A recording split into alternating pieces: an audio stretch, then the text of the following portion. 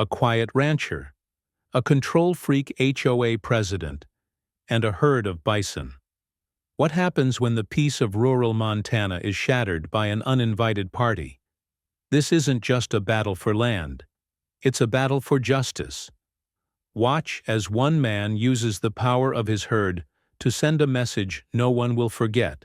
This is a story of payback, power, and the unexpected consequences of crossing the wrong man. The wind cut across the Montana plains like a blade, sharp, cold, and whispering secrets only the land could understand.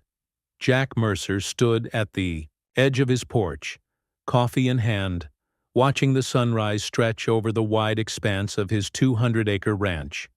The morning silence was sacred out here, broken only by the low, rhythmic grunts of his bison herd stirring in the golden light. This life was earned. After 15 years in military intelligence and another 5 clawing through the corporate grind, Jack had chosen solitude over salary, nature over noise. No more meetings, no more lies, no more people. Just him, the land, and the beasts he'd raised like kin. Bison were honest, powerful, unapologetic. Everything society had stopped being. He took a slow sip. Peace. Until a Lexus SUV ruined it. Jack's eyes narrowed as it pulled up just outside his northern fence line. The invisible line between his world and the upscale development that had sprouted like a tumor next door. Crescent Hills estates, cookie-cutter mansions, solar-paneled roofs, and freshly imported city folks desperate to escape the city while dragging every bit of it with them. The driver's door popped open. Carla Whitmore, HOA president. Type A to her DNA. Always in, pastels, always smiling like a crocodile. She approached with a clipboard in hand, her weapon of choice. "Good morning, Mr. Mercer," she called out in a tone that was both cheery and condescending. "I just wanted to touch base about that, unsightly equipment shed near the shared property line. Hey, real quick, if you're enjoying the video so far, make sure to hit that like button, share it with friends, and subscribe for more awesome content. And while you're at it, drop a comment and let me know where you're watching from. All right, let's keep going." Jack didn't move. "That shed's been there longer than your community." "Well, yes, but it doesn't meet the visual harmony standards we're implementing for perimeter aesthetics." He stared at her. "This isn't a perimeter. It's my ranch." Carla's smile tightened. "We like to think of it as a shared ecosystem." He didn't respond. Didn't need to. The silence between them did the talking. Over the next few weeks, Carla and her HOA warriors made themselves known. Unsolicited surveys, passive-aggressive notices nailed to his fence, and noise complaints about his ATV, which he used to feed his herd. He ignored it all, knowing they had no legal standing. Still, he could feel the tension growing like a storm cloud. And then came the weekend. Jack had been in town, a rare supply run and a visit to his aging vet friend. He returned late Sunday afternoon and something felt wrong. The bison were agitated, pacing along the far pasture. Birds scattered too fast when he pulled up, and there was a smell, charcoal and grease hanging in the wind. He walked toward the east field, then stopped cold. Tire tracks. Deep, fresh, and many. A dozen vehicles, at least. The grass was trampled, the soil scarred. Red Solo cups littered the earth. A broken lawn chair lay half-submerged in a mud pit near his water trough. Beer cans glittered like landmines in the fading sun. Then he saw the grill marks. Literally, someone had dragged a propane barbecue across his land. A burnt patch of ground reeked of spilled lighter fluid. His jaw locked. They had thrown a damn party on his land, and he hadn't been there to stop it. As he stepped over a half-eaten bratwurst and a plastic tiara, Jack's pulse slowed. Not in fear, but calculation. He felt the old instincts return like muscle memory. This wasn't just a trespass. This was a message. He crouched, touching the soil. still warm. They weren't just crossing a line. They were testing him, and they had no idea what he was capable of. The following Saturday, Jack woke to the sound of bass thumping across the plains. Unnatural, arrogant. He stepped onto his porch and froze. A full-blown festival was unfolding. On the eastern edge of his property, bright tents flapped in the wind. A taco truck with Salsa Savior scrawled on its side blared Latin beats. A local DJ perched behind a neon-lit booth, spinning house music for a growing crowd. Kids ran barefoot across the prairie, screaming with water guns. Fold-out tables groaned under charcuterie spreads and IPA kegs. It looked like Coachella had landed on his ranch. Jack's heart sank, and then hardened. He walked the perimeter, boots crunching over crushed paper plates and glitter confetti. A makeshift parking zone had formed right where his wildflower restoration project used to be. And then he saw it. A hand-painted sign staked into the soil, reading, HOA Summer Bash, Crescent Hills, welcomes you. Property use approved. Via Communal Access Clause 3.2. Clause 3.2. Jack's fists clenched. That dusty, decades-old clause was meant for foot access to the shared creek back when ranch land ran uninterrupted. It had never authorized motor vehicles, infrastructure, or half the town showing up with a damn bounce house. He scanned the crowd, and there she was, Carla Whitmore, standing in a wide-brimmed hat and sipping rosé from a crystal glass like she owned the sky. She saw him and smiled. Jack crossed the field like a storm.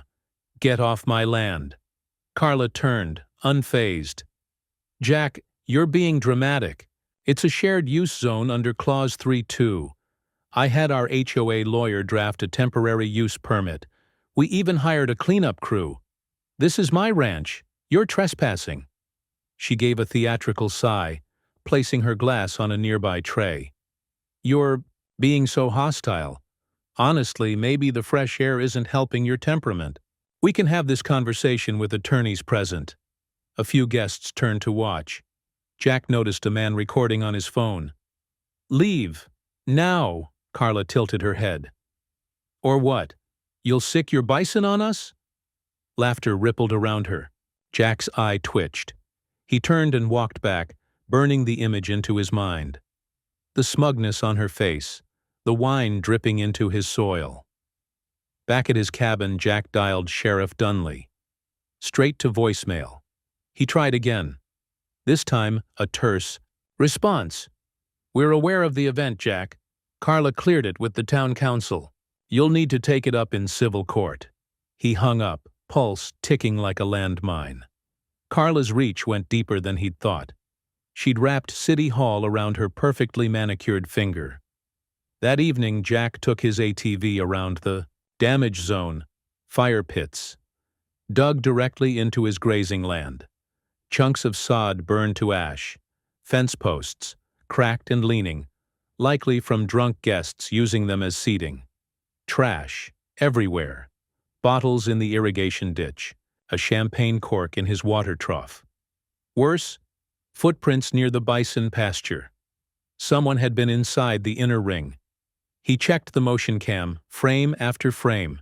Kids chasing each other. A woman taking selfies. Someone trying to pet one. Of the calves. Until a bull charged the fence and everyone scattered.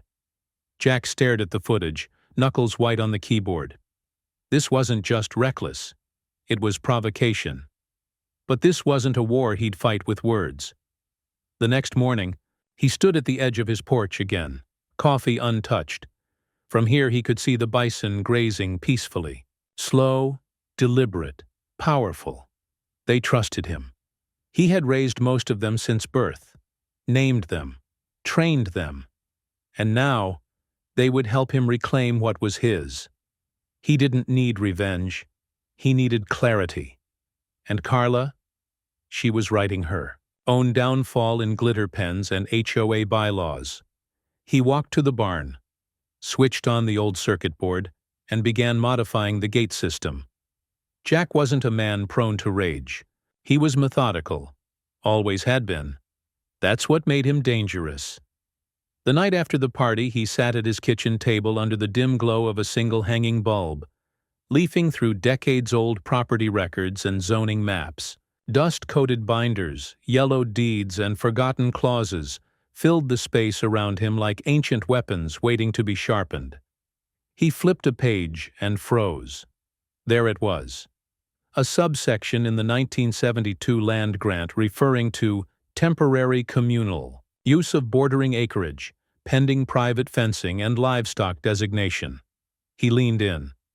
If Jack could prove active use of the land as livestock grazing territory, with defined boundaries, then the clause Carla exploited would become void. The loophole was clear. If the land was marked for protected animal husbandry, it overrode recreational access. Permanently. He picked up the phone. "Ray?" he said when the line picked up. A gravelly voice responded, "Jack Mercer, either you're dying or digging up ghosts. I need your brain. And your silence." Ray Callahan, semi-retired lawyer and Jack's old platoon buddy, arrived the next morning in a dusty Bronco with 2 cups of black coffee and a folder of legal printouts. They spent hours walking the land. Ray nodded slowly as Jack laid it all out. "You seal it with fencing and formal markers and log your bison as primary livestock on the zoning record," Ray said, scanning the perimeter. "That clause collapses. No more communal use. You'll own this line like a damn wall." Jack didn't smile. He simply nodded. For the next week, Jack worked like a man possessed. Wooden markers went up every 20 yards, painted red and white. The official color code for livestock enclosure zones. He installed a heavy-gauge wire. Along the interior, solar-powered signs reading, "Active grazing pasture. Entry prohibited by County Code 47.9b. But the real work? That happened with the herd. Every morning just after sunrise, Jack walked among the bison with a carved whistle, a deep-toned, low-frequency call that echoed over the fields. He rewarded movement, trained them to gather when he signaled once, advance on 2, stop at 3. It was a dance, slow at first, but the herd was smart. They knew Jack, trusted him. When he walked among them, even the dominant bulls bowed their heads. He began testing the remote gate system, linking it to a trigger on his ATV key fob. One press, and the pasture doors would swing open like floodgates. He drilled the herd with precision. 1 whistle, group. 2 whistles, advance. 3 short bursts, hold position. By the time Carla's next HOA invite circulated, "Crescent Hills Summer Finale Extravaganza," Jack was ready. He read the flyer as it blew across his porch one evening, caught in the wind. Food trucks, live band, drone, fireworks, VIP wine tent, on the same stretch of communal field. He didn't call the sheriff. He didn't warn Carla. He didn't post online. He simply waited. The morning of the event, Jack rode the fence line, inspecting each gate. The air was calm, eerily so. The herd clustered behind the pasture doors, restless but controlled. He leaned down, resting a hand on the lead bull's massive head. "Showtime soon, big guy," he whispered. Then he walked back to the cabin, stood on the porch, and listened as the music started thumping in the distance. The sky above was cloudless. The wind was quiet, but something was coming, and no one on the other side of the fence had the faintest idea. It began like a dream, or at least the kind of dream people with too much money and too little respect have on Pinterest. Mood boards. A massive white canopy stretched across Jack's eastern field. Beneath it, charcuterie boards spanned tables like edible red carpets. Waiters in suspenders and bow ties floated between guests, refilling champagne flutes. Influencers in wide-brimmed hats took selfies under gold-lettered banners reading "Chach Crescent Summer Finale," while a live indie band played upbeat covers of Fleetwood Mac. Drones buzzed overhead, capturing every moment for the HOA's Instagram page. Everything sparkled. The guests, the drinks, the sun. The entire field had been transformed into a designer utopia, fake rustic in every possible way. And yet none of them noticed the man standing on the ridge. Jack watched in silence, a silhouette, against the pale blue sky. His hands were in his jacket pockets, his stance calm, eyes cold. The breeze lifted the brim of his hat just enough to reveal a slight smile, the kind that never reached the eyes. This isn't revenge, he told himself. This is balance. He walked the perimeter slowly, boots crunching over the dry grass, one hand gripping the small black fob in his pocket. The music echoed faintly. Someone popped a bottle of sparkling rosé and screamed, "To freedom!" And Jack nearly laughed out loud. At the far edge of the field, beyond the catering trucks and handmade swing sets, the pasture gates waited. His bison herd stood behind them. Silent, massive, tense. Jack reached the bluff overlooking the field, whistled once. The lead bull raised its head. 2 short whistles. The bison shifted forward, hooves scraping the earth, tails flicking, forming a wide line. Jack pressed the fob. Click, the gates swung open. What came next was thunder. The ground shook first, a low tremor like an oncoming train. Drones wobbled in the air as the herd surged through the gates, hooves pounding, snorts rising like war drums. Guests turned, curious at first. Then came the panic. Screams erupted as 24 adult bison barreled across the open field. A wall of muscle and horn and dust. Champagne flutes shattered. Folding chairs flew. Designer hats whipped through the air like startled birds. "What is that?" Someone yelled.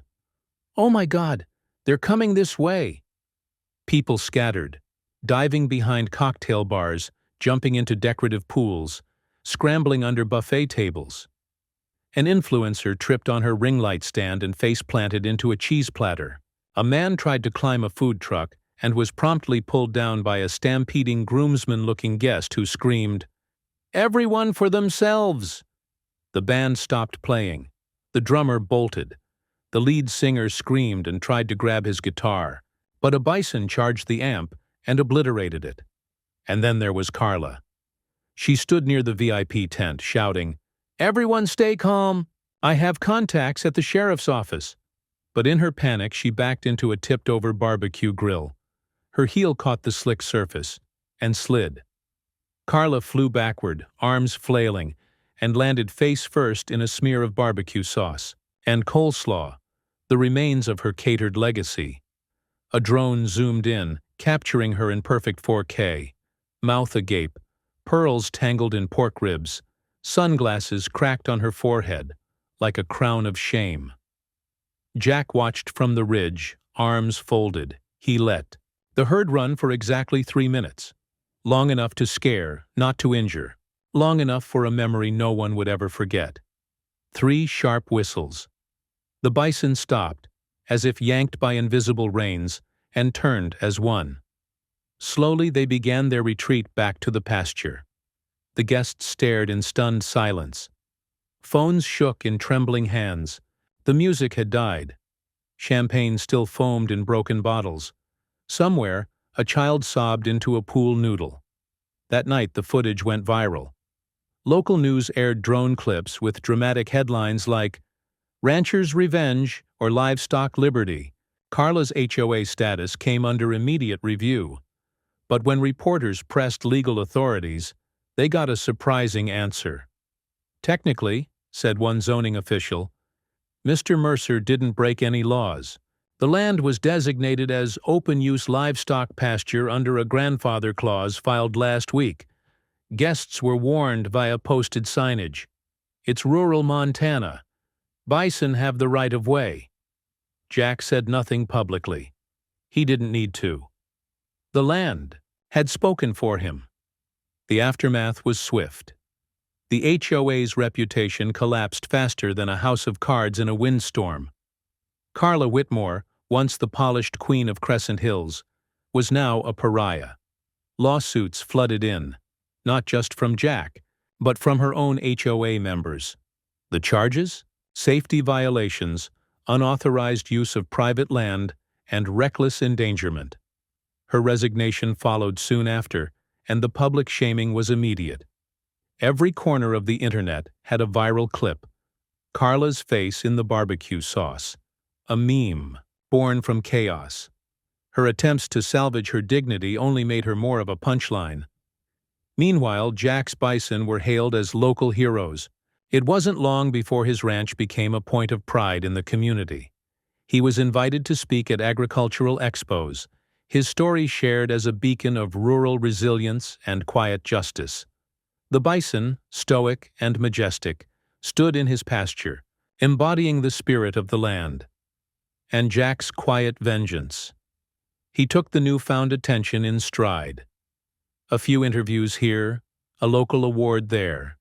But the best reward, he knew, was the peace he'd fought for. Months later, Jack stood at the edge of his newly rebuilt fence. The timber was solid, the gates reinforced, and hanging proudly above it all was a custom sign. Private land. Bison crossing. Barbecuers will be flattened. He smiled as he fastened the sign, the words perfectly bold in the late afternoon. Light. The horizon stretched out in front of him, endless and free. But then, one quiet morning, a letter arrived. Jack opened it slowly, his brow furrowing. The letterhead was unfamiliar. He read the words twice before they sank in. Your property has been selected for a wildlife preservation grant. Thanks to your recent land use, your ranch is now eligible for financial protection, making it legally untouchable for both development and external interference. Congratulations, Mr. Mercer. Jack leaned back in his chair, the weight of it sinking in. His land. Safe. Secure. Untouchable. The wind swept gently across the plains. Jack sat back in his chair, the bison grazing in the distance, their massive bodies swaying as one. He took a slow breath, the satisfaction of the final victory settling in. And then, a soft smirk curled across his lips. If you enjoyed this video and want to see the next part, let me know in the comments. Don't forget to like, share, and subscribe to stay updated. See you in the next one. Your support means the world.